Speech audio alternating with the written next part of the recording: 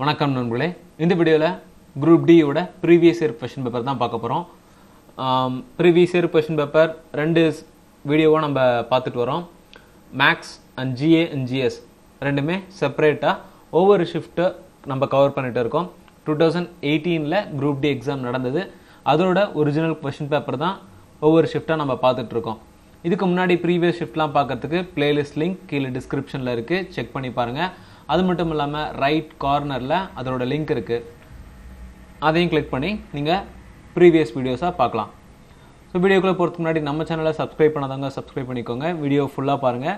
உங்களுக்கு யூஸ்ஃபுல்லாக இருந்துச்சுன்னா உங்கள் ஃப்ரெண்ட்ஸ்க்கெலாம் ஷேர் பண்ணுங்கள். So first question, choose the one that does not belong to the group aluminium, silver, hydrogen, gold. So சிம்பிளாக odd one out தான். ஓகேங்களா? மோஸ்ட்லி ஆட் ஒன் அவுட்டுங்கிறது வந்து ஏதாவது ஒரு அனிமல்ஸ் நேமையோ இல்லை ஏதோ ஒரு பிளேஸ் நேமையோ கொடுத்து கேட்குறது வழக்கம். பட் குரூப் டியை பொறுத்த வரைக்கும் ஜென்ரல் சயின்ஸ்க்கு ஃபிசிக்ஸ், கெமிஸ்ட்ரி, பயாலஜிக்கு மட்டுமே அதோட கட் ஆஃப் மார்க்குங்கிறது வந்து, அதாவது டோட்டல் வெயிட்டேஜுங்கிறது வந்து 25 மார்க். ஸோ இந்த மாதிரி கேள்விகள் நம்ம எதிர்பார்க்கலாம். ஸோ பீரியாடிக் கிளாசிஃபிகேஷன் ரொம்ப ரொம்ப முக்கியம். ஓகேங்களா? அலுமினியம், சில்வர், ஹைட்ரஜன், கோல்டு இதெல்லாம் இதுக்கான காமன் டிஃப்ரென்ஸ் என்னன்னு பார்த்தோம்னா, இதில் ஹைட்ரஜன் தவிர மற்ற எல்லாமே வந்து மெட்டல்ஸ். ஏன் ஹைட்ரஜன் மெட்டல் இல்லைன்னு பார்த்தோம்னா, ஹைட்ரஜனால் metal and metalloid non metals இந்த ரெண்டு ப்ராப்பர்ட்டியுமே வந்து அதுவால் எக்ஸிபிட் பண்ண முடியும். அது மெட்டல்னு சொல்லலாம், நான் மெட்டல்னு சொல்லலாம் ஹைட்ரஜனை. பட் அலுமினியம், சில்வர், கோல்டு இது எல்லாமே வந்து மெட்டல்ஸ். ஸோ ஆட் ஒன்னுங்கிறது வந்து ஹைட்ரஜன் தான். அடுத்து, which one does not belong to the class Annelida? Nereis, earthworm, leech, ascaris. Class Annelida, இந்த கிளாஸ் அப்படிங்கிறது பார்த்தோம்னா ஆர்கானிசம்ஸை கிளாசிஃபிகேஷன் பண்ணுறதுக்கான ஒரு முறை தான் இந்த கிளாஸ் அப்படின்னு வரும். அது பார்த்தோம்னா ஃபஸ்ட்டு ஒவ்வொரு ஆர்கானிசமே நம்ம கிங்டம் அடிப்படையில் நம்ம பிரிப்போம். கிங்டமுக்கு கீழே என்ன வரும்னு பார்த்தோம்னா கிளாசிஃபிகேஷன் ஃபைலம்.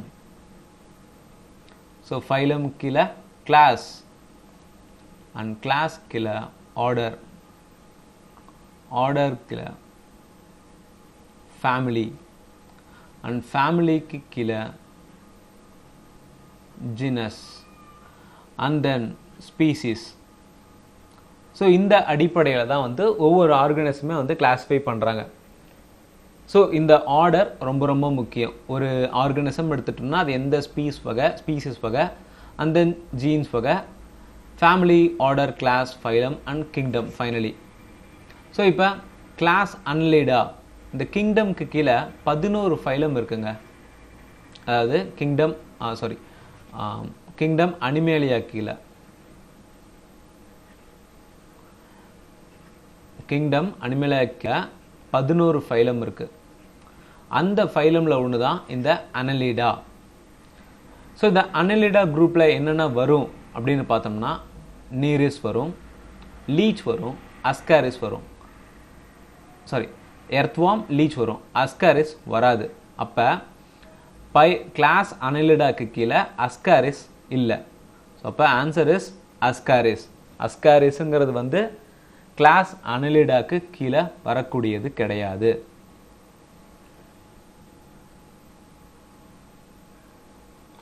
சரி, அப்போ அஸ்காரிஸ் எந்த ஃபைலம் வகையை சேர்ந்தது அப்படின்னு பார்த்தோம்னா, இது ஃபைலம் ஆஸ்டெல்மின்தஸ். ஃபைலம் ஆஸ்டெல்மின்தஸ்ங்கிற கேட்டகரியை சேர்ந்தது தான் அஸ்காரிஸ். அஸ்காரிஸுங்கிறது வந்து ஒரு வார்ம் வகை தான், ஒரு சிலிண்ட்ரிக்கல் வார்ம் டைப்பை சேர்ந்தது தான். இது ஃபைலம் ஆஸ்டெல்மின்தஸை சேர்ந்தது. Next, an object of mass 6 kg and having a potential energy of 480 joules is placed at the height. Find the height of the object with respect to the ground. So ஒரு ground surface இருக்குது. அந்த ground சர்ஃபேஸ்லேருந்து ஒரு குறிப்பிட்ட ஹைட்டில் ஒரு ஆப்ஜெக்டை place பண்ணியிருக்காங்க. So so object வந்து நம்ம சர்க்கிள் ஷேப்பில் வச்சுக்கலாம். ஓகேங்களா? அந்த ஆப்ஜெக்டோட வெயிட் அப்படின்னு பார்த்தோம்னா 6 kg, அதாவது அதோட மாஸ். அண்ட் தென் அதோட பொட்டன்ஷியல் எனர்ஜி அப்படின்னு பார்த்தோம்னா, பொட்டன்ஷியல் எனர்ஜிங்கிறது வந்து 480 ஜூல்ஸ் அப்படின்னு கொடுத்துட்டாங்க. இங்கே என்ன கேட்குறாங்க, ஹைட் வந்து தெரியாது, ஹைட்டை நீங்கள் கண்டுபிடிங்க அப்படின்னு சொல்லிட்டாங்க. அண்ட் தென் கிராவிட்டியோட வேல்யூ, ஜியோட வேல்யூ 10 மீட்டர்/செகண்ட் கொடுத்துருக்காங்க. ஒருவேளை இதை கொடுக்கலனா 9.8 மீட்டர்/செகண்ட் நம்ம எடுத்துக்கணும். இங்கே கிராவிட்டியோட வேல்யூ 10 மீட்டர்/செகண்ட் கொடுத்துட்டாங்க.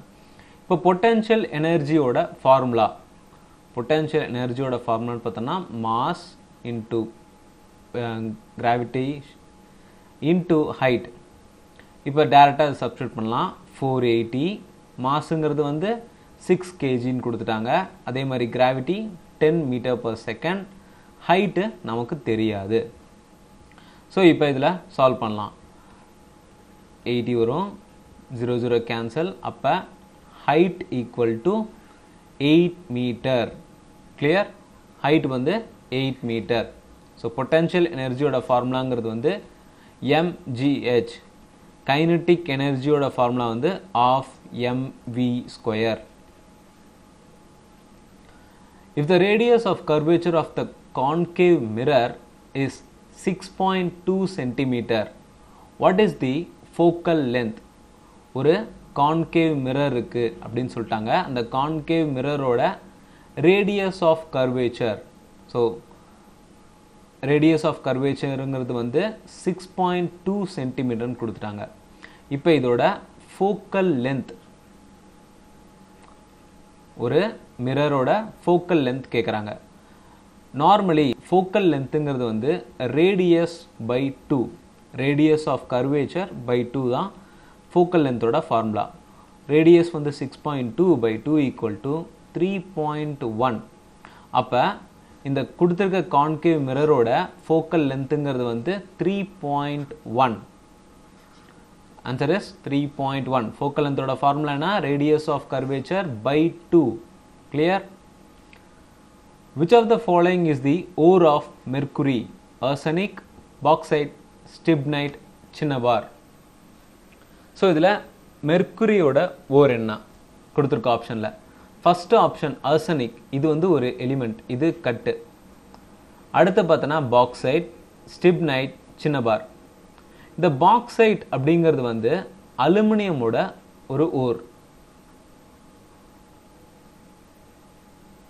பாக்சைட்டுங்கிறது வந்து அலுமினியமோட ஓர். அடுத்து ஸ்டிப்னைட் அப்படிங்கிறது, ஸ்டிப்னைட்டுங்கிறது வந்து ஆன்டிமனி, ஆன்டிமனியோட ஓர் தான் ஸ்டிப்னைட். ஆன்டிமனியோட சிம்பிள்னு பார்த்தோம்னா SB, அலுமினியமோட symbol AL. And then cinnabar இருக்கிறது, பேலன்ஸ் இருக்கிறது cinnabar. So answer is cinnabar தான். அண்ட் சின்னபாரோட மெர்க்குரியோட ஓர் தான் சின்னபார். அதோட கெமிக்கல் ஃபார்முலா அப்படின்னு பார்த்தோம்னா HGS. ஹெச்ஜிங்கிறது வந்து மெர்க்குரியோட சிம்பிள். ஸோ இப்போ மெர்க்குரியோட atomic number, atomic number of mercury அப்படின்னு பார்த்தோம்னா 80. மெர்க்குரி வந்து நார்மல் டெம்பரேச்சர், அதாவது ரூம் டெம்பரேச்சரில் லிக்விடாக தான் இருக்கும்.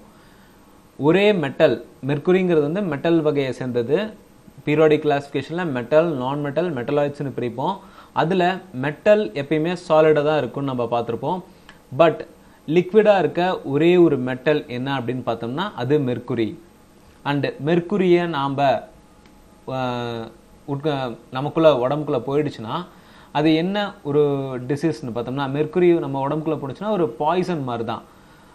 அது மூலிமா நமக்கு மீனா மட்டா டிசீஸ். ஸோ இது வந்து ரொம்ப இம்பார்ட்டன்ட். மீனா மட்டா டிசீஸ் எதனால் ஏற்படுது அப்படின்னு பார்த்தோம்னா, நம்ம உடம்புக்குள்ளார மெர்க்குரி உள்ள நம்ம இன்ஹேல் பண்ணிட்டோம்னா இந்த மீனா மட்டா டிசீஸ் அக்கர் ஆகும். One question related to head coach of the Indian team 2017. 2017ஓட கிரிக்கெட் ஹெட் கோச் யார் அப்படின்னு சொல்லி கேட்டிருக்காங்க.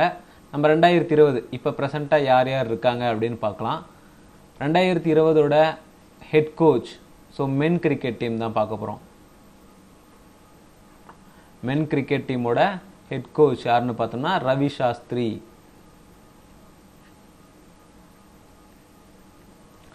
அண்ட் தென் ஹெட் கோச் பார்த்தாச்சு. ஃபீல்டிங்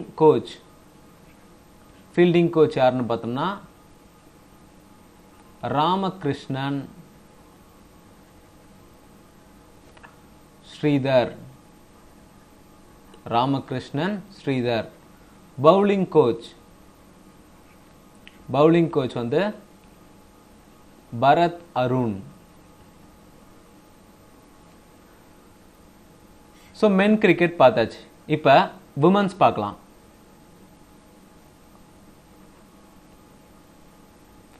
விமன்ஸ்னு எடுத்துட்டோம்னா உமன்ஸோட கோச் உர்கேரி ராமன் தான் வந்து உமன்ஸ் டீமோட ஹெட் கோச். அடுத்து ஒரு சூப்பர்லேட்டிவ் ஒன்று பார்க்கலாம். Most important first woman cricket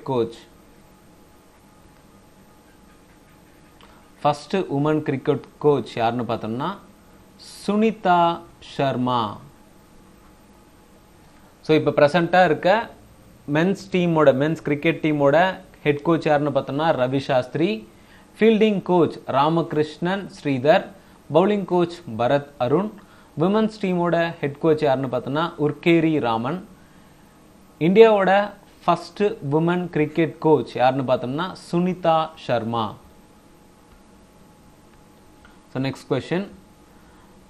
one question related to Bigg Boss 11 host. ஓகேங்களா, ஹிந்தி வெர்ஷனில் பிக் பாஸ் 11ஓட ஹோஸ்ட் ஆங்கர் யார் அப்படின்னு கேட்டிருக்காங்க. ஹிந்தி வெர்ஷன் அப்படின்னு எடுத்துட்டாலே அதில் சல்மான் கான் தான் வந்து ஸ்டார்டிங்கில் அந்த பிக் பாஸோட ஆங்கராக இருந்துகிட்ருக்காரு. ஸோ ஃபஸ்ட்டு பிக் பாஸ் அப்படிங்கிற ஒரு நிகழ்ச்சி எப்போ ஆரம்பிக்கப்பட்டது அப்படின்னு பார்த்தோம்னா 2006 ஆரம்பிக்கப்படுது. அண்டு இது இப்போ எந்தெந்த லாங்குவேஜில் ரன் ஆகிட்டு இருக்குன்னு பார்த்தோம்னா ஃபஸ்ட்டு ஹிந்தியில் ஆரம்பித்தாங்க. அண்ட் தென் இப்போ ப்ரெசண்ட்டாக என்னென்ன லாங்குவேஜில் போகுதுன்னு பார்த்தோன்னா Kannada, Bengali, Telugu, Marathi, Malayalam and finally Tamil. So இதில் தமிழில் வந்து 2017 ஸ்டார்ட் பண்ணுறாங்க, மலையாளமில் 2018, மராத்தியில் 2018 அண்ட் தெலுங்குல 2017, பெங்காலி 2013, கன்னடாலையும் 2013, ஹிந்தியில் 2006 இந்த ஷோ வந்து நடந்துகிட்ருக்கு. அண்டு சக்ஸஸ்ஃபுல்லாக இப்போ சோஃபார் வந்து 14 சீசன் வரைக்கும் போயிருக்கு. ஸோ இதோட ஹேங்கர் யாருன்னு பார்த்தோம்னா சல்மான் கான் தான் 2006 பிக் பாஸோட காம்பேராக இருந்துட்டு வர்றாரு, ஆங்கராக இருந்துட்டு வராது. கன்னடாவில் பார்த்தோம்னா சுந்தீப், இவர் ஒரு ஆக்டர். அண்ட் தென் பெங்காலி அப்படின்னு எடுத்துட்டோம்னா ஜீட் அப்படிங்கிற ஒரு பர்சன். அண்ட் தென் தெலுங்குல நாகார்ஜுனா வந்து ஹோஸ்ட் பண்ணிகிட்ருக்காரு. மராத்தி லாங்குவேஜில் மகேஷ் மஞ்சேகர். மலையாளமை பொறுத்த வரைக்கும் ஸ்டார்டிங்கில் இருந்தே மோகன்லால். ஸோ மலையாளமில் இது வரைக்கும் 3 சீசன் வந்து ரன் ஆகிருக்கு. நம்ம தமிழில் பொறுத்த வரைக்கும் 4 சீசன் ரன் ஆகிருக்கு. 4 சீசனுமே கமலஹாசன் தான் அந்த ஷோவோட ஆங்கராக இருந்துகிட்ருக்காரு. ஸோ தமிழை பொறுத்த வரைக்கும் 4 சீசன் ரன் ஆகிருக்கு. தெலுங்குலேயும் 4 சீசன். தமிழ் அண்ட் தெலுங்கு ரெண்டுலேயுமே வந்து ஒரே டைமில் தான் ஆரம்பித்தாங்க. அப்போ இருந்தே வந்து தமிழை பொறுத்த வரைக்கும் கமலஹாசன் தான் ஆங்கராக இருந்துட்டு இருக்காரு. ஸோ இதுதான் பிக் பாஸ் பற்றின கேட்கக்கூடிய கேள்விகள். அவ்வளோதான், இதை பற்றி வேறு எந்த கேள்விகளுமே கிடையாது. அண்ட் பிக் பாஸ் நிகழ்ச்சி நடத்துறதுக்கான முக்கியமான ப்ரொடியூசர் யார் அப்படின்னு பார்த்தோம்னா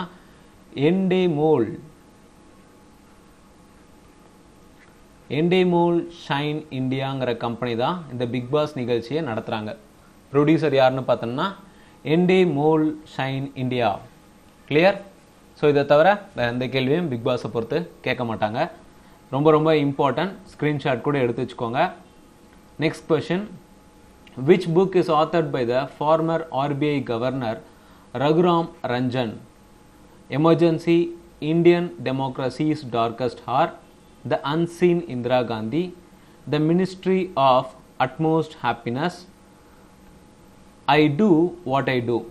ஸோ புக்ஸ் வந்து டிரான்ஸ்லேட் பண்ணுறது கொஞ்சம் நல்லதாக, ஏன்னா பிகாஸ் புக்ஸ் நேம் வந்து அப்படியே தான் இருக்க போகுது, நம்ம அதிலே தெரிஞ்சுக்கணும்னா ரொம்ப ஈஸியாக இருக்கும். அதனால தான் புக்ஸ் நேம் வந்து நான் தமிழில் வந்து டிரான்ஸ்லேட் பண்ணல. So RBI governor Raghuram Rajan எழுதின புக் இதில் எது அப்படின்னு பார்த்தோம்னா ஐ டூ வாட் ஐ டூ. அது மட்டும் இல்லாமல் இன்னொரு முக்கியமான புக் ஃபால்ட் லைன்ஸ். ஸோ இந்த புக்கும் அவர் எழுதியிருக்காரு. I do what I do, fault lines, இந்த ரெண்டு புக்குமே ரகுராம் ராஜனால் எழுதப்பட்ட ரொம்ப ஃபேமஸான book. In which state is the Pagladiya dam is located? Pagladiya dam Nagaland, Meghalaya, West Bengal, Assam. இதில் எந்த இடத்துல பக்லாடியா டேம் லொக்கேட் ஆகிருக்கு அப்படின்னு பார்த்தோம்னா அசாம். அசாமில் தான் வந்து பக்லாடியா டேம் அணை வந்து இருக்குது. ஸோ அசாமோட கேபிட்டல்னு பார்த்தோம்னா திஸ்பூர். அசாமோட கேபிட்டல் திஸ்பூர். இதில் மொத்தமாக 33 டிஸ்ட்ரிக்ட் இருக்குது. அதே மாதிரி இந்த ஸ்டேட், ஸோ அசாம் ஒரு ஸ்டேட்டாக வந்து எப்போ ஃபார்ம் ஆச்சு அப்படின்னு பார்த்தோம்னா 26th ஜனவரி 1950. 26th ஜனவரி 1950. ஸோ அசாமில் ரிப்பீட்டடாக வந்து ஒரு 5 பார்க்கை பற்றி திரும்ப திரும்ப கேட்டுகிட்டே இருப்பாங்க. மோஸ்ட்லி அசாமில் ஒரு 5 நேஷ்னல் பார்க் தான் இருக்குது. அந்த பார்க்கை ரிப்பீட்டடாக கேட்டுகிட்டே இருப்பாங்க. ஒன்று வந்து Manas national park, Kaziranga national park, Nameri national park, Rajiv Gandhi Orang national park, Rajiv Gandhi Orang national park, Dibru Saikhowa national park. So இந்த 5 நேஷ்னல் பார்க்குமே அஸ்ஸாம் சேர்ந்த அஸ்ஸாம்லேயே 5 நேஷ்னல் பார்க் தான் இருக்குது. இதை பற்றின கேள்விகள் திரும்ப திரும்ப எக்ஸாமில் கேட்டுகிட்டே இருப்பாங்க. மனஸ், கசிரங்கா, நம்மேரி, ராஜீவ் காந்தி ஒரங், திப்ரு சைக்கோவா. கிளியர்? ஓகேங்களா? Electronic configuration of an element belonging to period 2 and showing strong catenation property is. So ஒரு எலிமெண்ட் இருக்குது, அந்த எலிமெண்ட் பீரியட் 2 செகண்ட் பீரியடை லொக்கேட் ஆகிருக்கு அப்படின்னு சொல்லிட்டாங்க. அப்போ நமக்கு செகண்ட் பீரியடுன்னா 2 ஷெல் தான் வந்து ஃபில் ஆகிருக்கும். ஸோ இந்த ஆப்ஷன் கேன்சல். ஆப்ஷன் பியும் ஆப்ஷன் சியும் தான் நமக்கு டவுட்டு. அண்ட் தென் இதில் ஸ்ட்ராங் கேட்டினேஷன் ப்ராப்பர்ட்டி அப்படின்னு சொல்லியிருக்கிறாங்க. அப்போ கேட்டினேஷன் ப்ராப்பர்ட்டி அப்படின்னா என்ன நமக்கு தெரியணும். கேட்டினேஷன் ப்ராப்பர்ட்டிங்கிறது வந்து எந்த ஒரு ஆட்டமால் மற்ற ஆட்டம் கூடலாம் ஜாயின் ஆகி ஒரு லாங் செயின் பாண்டிங் வந்து கிரியேட் பண்ண முடியுதோ அதுதான் வந்து கேட்டினேஷன் ப்ராப்பர்ட்டி அப்படின்னு சொல்லுவோம். ஸோ செகண்ட் பீரியடில் இருக்க முக்கியமான எலிமெண்ட், அதே மாதிரி கேட்டினேஷன் ப்ராப்பர்ட்டியை அதிகமாக எக்ஸிபிட் பண்ணுறது யாருன்னு பார்த்தோம்னா கார்பன். கார்பனோட அட்டாமிக் நம்பருங்கிறது வந்து 6.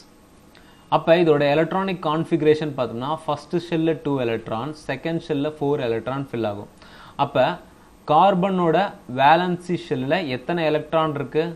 4 எலக்ட்ரான் இருக்குது. இந்த 4 எலக்ட்ரானுமே வந்து வேறு வேறு ஆட்டம்ஸ் கூட பாண்ட் ஆகி ஒரு லாங் செயின் பாண்டுக்கான ஒரு ப்ராப்பர்ட்டி இது எக்ஸிபிட் பண்ணுது அப்படிங்கிறாங்க. ஃபார் எக்ஸாம்பிள் கார்பன் நீங்கள் எடுத்துட்டோம்னா மீத்தேன் எடுத்துக்கோங்களேன். இப்போ மீத்தேனுங்கிறது வந்து CH4 அப்படின்னு சொல்லுவோம். அப்போ ஒரு carbon atom 4 hydrogen atom bond ஆயிருக்கு. ஒரு கார்பன் 4 ஹைட்ரஜன். இதுவே ஈத்தேன் எடுத்துக்கலாம். ஈத்தேன் எடுத்துக்கிட்டோம்னா C2H6, அதாவது 2 கார்பன் ஆட்டம் ஆனால் 6 ஹைட்ரஜன் ஆட்டம். ஸோ இந்த மாதிரி ஒரு லாங் செயின் பாண்டை வந்து கார்பனால் கொடுக்க முடியும். அதனால தான் வந்து கார்பனுக்கு கேட்டினேஷன் ப்ராப்பர்ட்டிங்கிறது வந்து அதிகமாகவே இருக்குன்னு சொல்கிறாங்க. So answer is 2,4. And then period 2 elements என்னென்ன அப்படின்னு நம்ம பார்க்கலாம். ஸோ ஜென்ரலாக பீரியட் 2ல் என்னென்ன எலிமெண்ட்ஸ் இருக்குது ப்ரெசண்ட்டாக இருக்குது அப்படின்னு பார்த்தோம்னா, first lithium, beryllium, boron, carbon, nitrogen, oxygen, fluorine, neon. So இதில் கார்பனுக்கு தான் அதிக கேட்டினேஷன் ப்ராப்பர்ட்டி இருக்குது. ஸோ நம்ம டைமண்ட் கார்பன் அலோட்ராப்ஸ் தான், கிராஃபைட் கார்பனோட அலோட்ராப்ஸ் தான், ஃபுல்லரின்ஸ், இந்த மாதிரி நிறைய வந்து கார்பன் பாண்டால் ஆகக்கூடியது தான். The gravitational force of attraction between a satellite and the earth give rise to which force? Tension, planar force, centripetal force, centrifugal force. அதாவது ஒரு நம்மளோட எர்த்தை சுற்றி சேட்டலைட் ஒரு குறிப்பிட்ட வடிவத்தில் ஒரு குறிப்பிட்ட ஆர்பிட்டில் ரொட்டேட் ஆகிட்டே இருக்குது.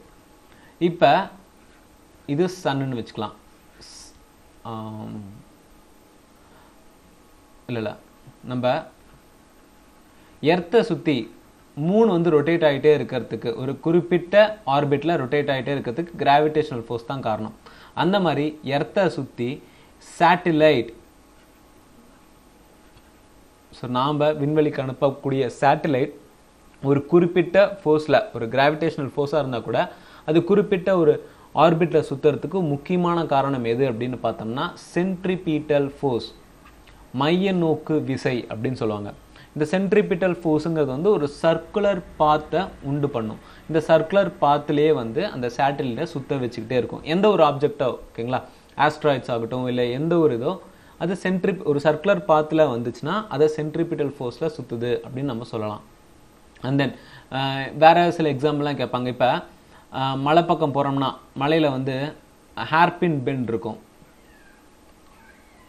ஸோ ஹேர்பின் பெண்டோட பகுதியில் இப்போ இது இந்த ரோடு பகுதின்னு வச்சுக்கோங்க, இது சென்டர் ஆஃப் த ரோடு.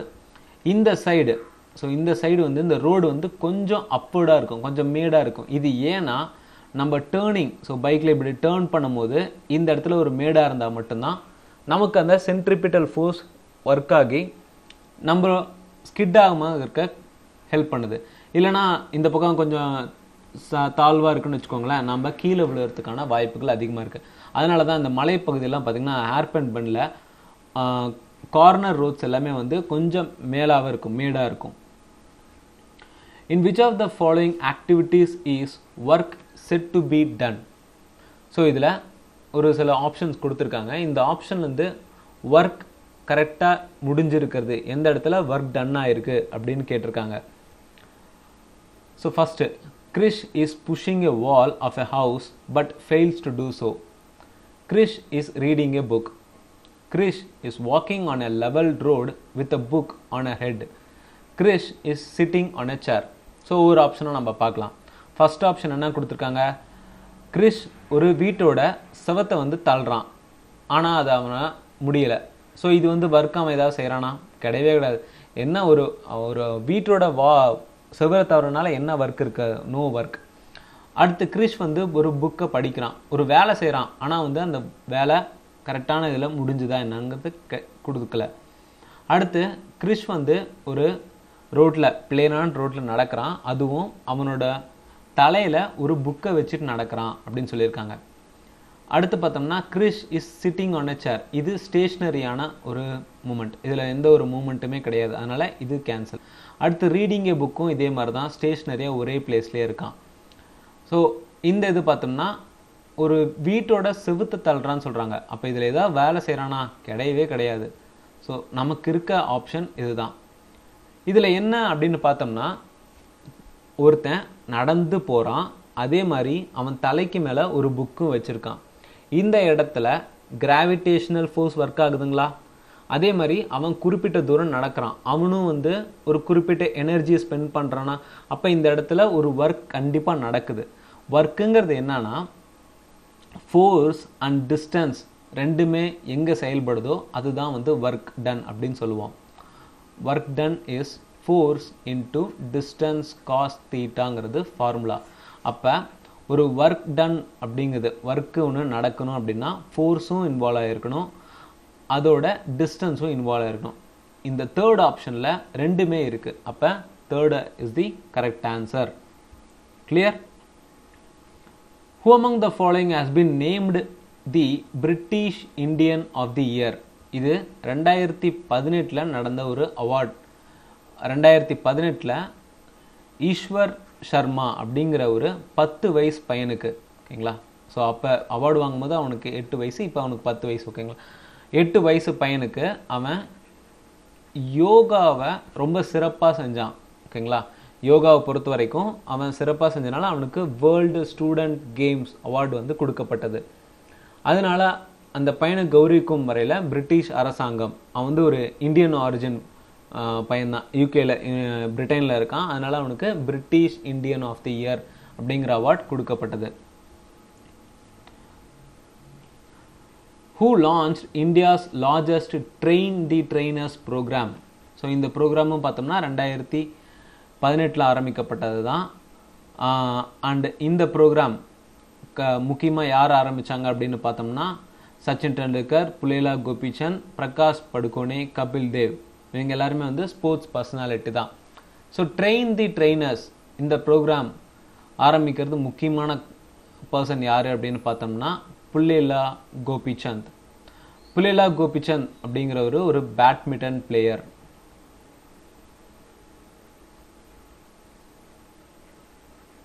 இவர் ஒரு பேட்மிண்டன் பிளேயர் அண்ட் இவர் ஹைதராபாத்தில் ஒரு அகாடமியும் வச்சுருக்காரு, ஓகேங்களா?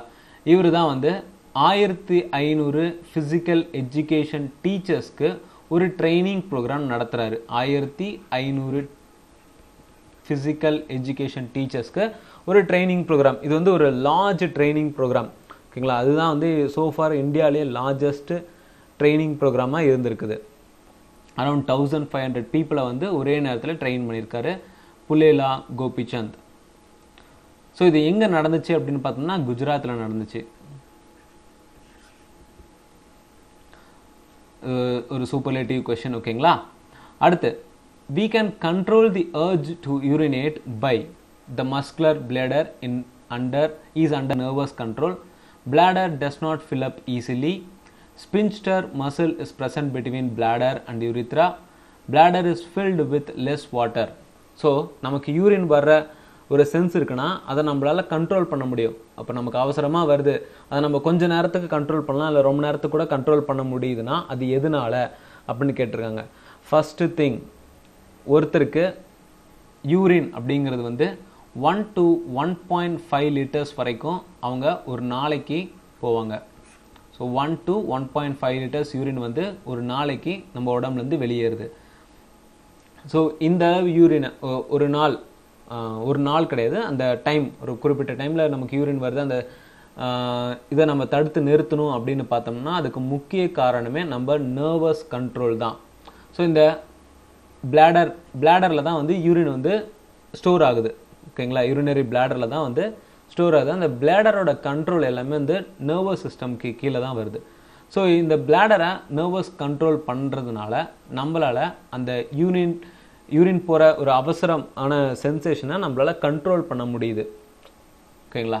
சில சுகர் பேஷண்ட்டுக்கெலாம் வந்து, ஸோ டயபெட்டிஸ் பேஷண்ட்லாம் இருக்காங்கன்னா இந்த நர்வஸ் ப்ராப்ளம், அதாவது வயசானது ஒரு 60 இயர்ஸ்க்கு மேலே ஆர் 60 இயர்ஸ்க்கு மேலே இந்த சுகர் டயபெட்டிஸ் பேஷண்ட் ரொம்ப இதாக இருக்காங்கன்னா இவங்களால அவங்களோட யூரின் சென்சேஷனே வந்து உணர முடியாது. இது ஏன்னு பார்த்தோம்னா அந்த பிளாடர் வந்து கண்ட்ரோலே இருக்காது. அதனால தான் அவங்களோட நர்வஸ் கண்ட்ரோல் கீழே இந்த பிளாடர் வந்து ஒர்க் ஆகாது. அதனால தான் அவங்களுக்கே தெரியாமல் யூரினேட் பண்ணிடுவாங்க. அடுத்து, one question related to union government amount sanctioning to the states. So ஒவ்வொரு ஸ்டேட்டுக்கும் 2017க்கான கொஷின் ஒவ்வொரு ஸ்டேட்டுக்கும் யூனியன் கவர்மெண்ட்டால் எவ்வளோ அமௌண்ட் கொடுக்கப்பட்டது அப்படின்னு கேட்டிருக்காங்க. ஸோ நம்ம இது வந்து எக்ஸாமுக்கு முன்னாடி 6 month கரண்ட் அஃபேர்ஸ்னு ஒரு வீடியோவில் நம்ம ஃபுல்லாக பார்த்துடலாம். ஓகேங்களா? One question related to NABARD award. NABARD அப்படிங்கிறது வந்து national bank for agriculture and rural development. நபார்டுங்கிறது வந்து national bank for agricultural and rural development. இது எப்போ ஆரம்பிக்கப்படுது அப்படின்னு பார்த்தோம்னா 1982 ஆரம்பிக்கப்படுது. அண்ட் இதோட சேர்மேன் ஹர்ஷ்குமார் பன்வாலா. ஸோ இந்த நபார்டு ஆர்கனைசேஷன் வந்து வருஷம் ஒரு கம்பெனி ரிலேட்டடாகட்டும் இல்லை பேங்க் ரிலேட்டடாகட்டும் ஒரு குறிப்பிட்ட அவார்டு கொடுப்பாங்க. அவார்ட் ஃபங்க்ஷன் மாதிரி நடத்துவாங்க. அண்டு உங்களோட ஹெட் குவார்ட்டர் பார்த்தோன்னா மும்பையில் இருக்குது. ஓகேங்களா? இன்னொரு முக்கியமான விஷயம் பார்த்தோம்னா நபார்டு வந்து மினிஸ்ட்ரி ஆஃப் ஃபினான்ஸ் கீழே வரும். ஸோ இவ்வளோ தான் நபார்டை பற்றின ஒரு இன்ஃபர்மேஷன். மோஸ்ட் இம்பார்ட்டன்ட், ரிப்பீட்டடும் கூட. நபார்டு வந்து எப்போ ஆரம்பிக்கிறாங்க? 1982 ஆரம்பிக்கிறாங்க. அதோட சேர்பர்சன் ஹர்ஷ்குமார் பன்வாலா. இதோட ஹெட் குவார்ட்டர் மும்பையில் இருக்குது. இது எந்த மினிஸ்ட்ரி கீழே வருதுன்னு பார்த்தோன்னா மினிஸ்ட்ரி ஆஃப் ஃபினான்ஸ். ஸோ 2017 இதோட அவார்ட் ஃபங்க்ஷன் ரிலேட்டடாக கேட்டிருந்தாங்க. நம்ம 2020 நபார்டு ஒரு அவார்ட் ஃபங்க்ஷன் நடத்துகிறாங்க. அந்த அவார்டு வந்து இ-சக்தி அப்படிங்கிற ஒரு ஆர்கனைசேஷனுக்கு போகுது. இது எதனால அப்படின்னு பார்த்தோம்னா, இது எந்த அவார்டு, என்ன அவார்டு பார்த்தோம்னா கோல்டன் பீகாக்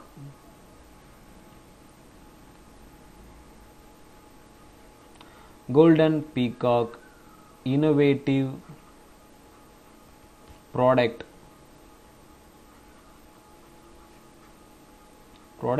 சர்வீஸ் அவார்ட் 2020. இந்த அவார்டு வந்து இ-சக்தி அப்படிங்கிற ஒரு ஸ்டார்ட் அப்க்கு கொடுக்குறாங்க. ஸோ 2020 பொறுத்த வரைக்கும் NABARD golden peacock innovative service அவார்டுன்னு வந்து இ-சக்திங்கிற ஒரு ஸ்டார்ட் அப்க்கு கொடுக்குறாங்க. Most important. ஓகேங்களா? ஸோ நபார்டுனா national bank for agricultural and rural development. அடுத்து, what is the initiating of FSSAI that will enable collection and conversion of used cooking oil to biodiesel.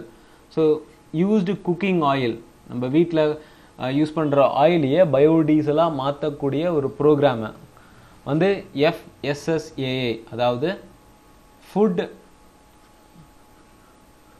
Safety and standards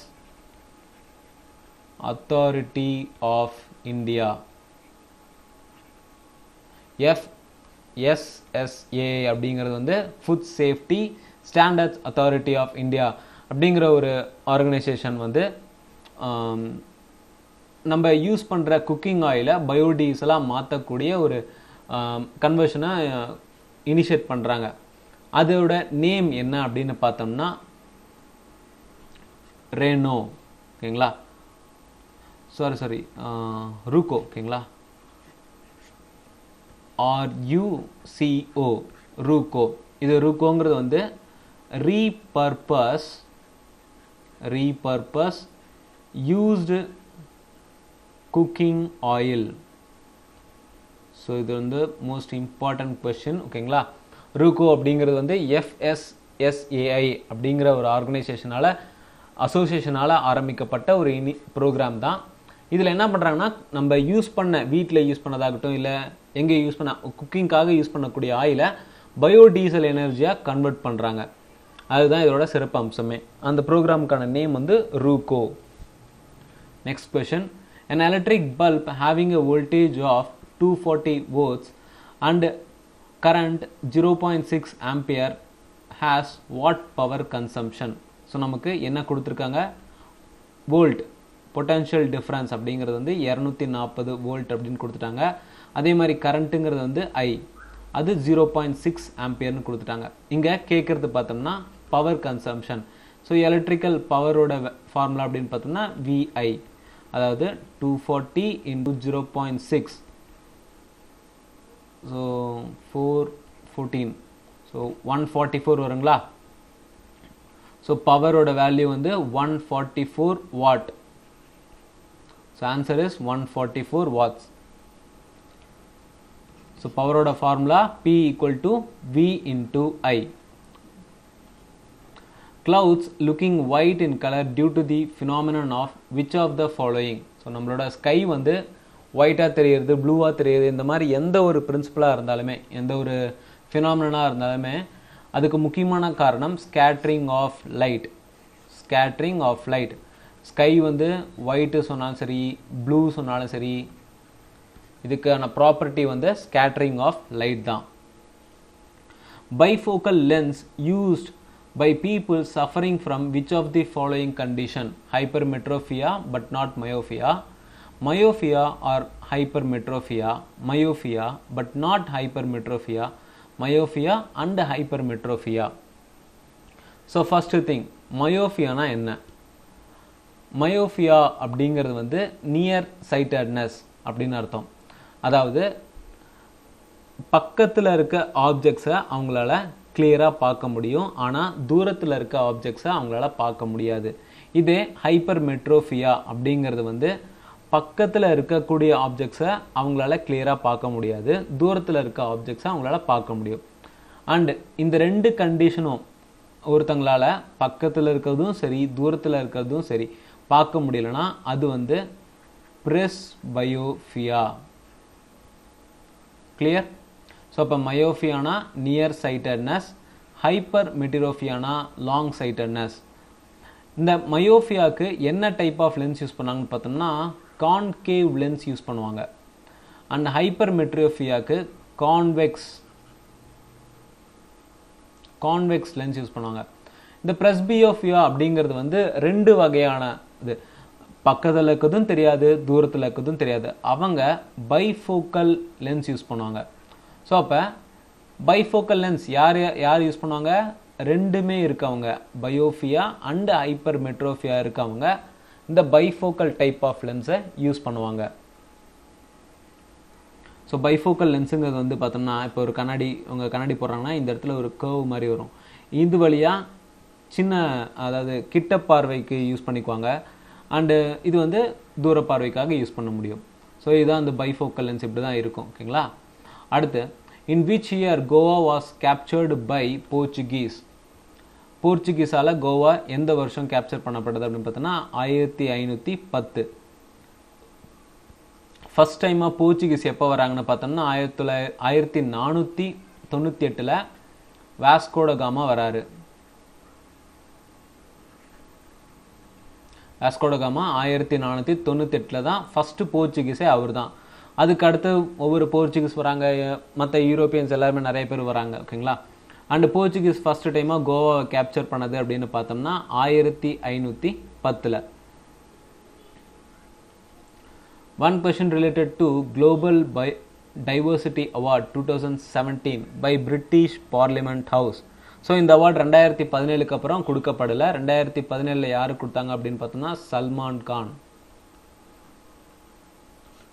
ஓகேங்களா? So இது தேவையில்லை. ஓகேங்களா?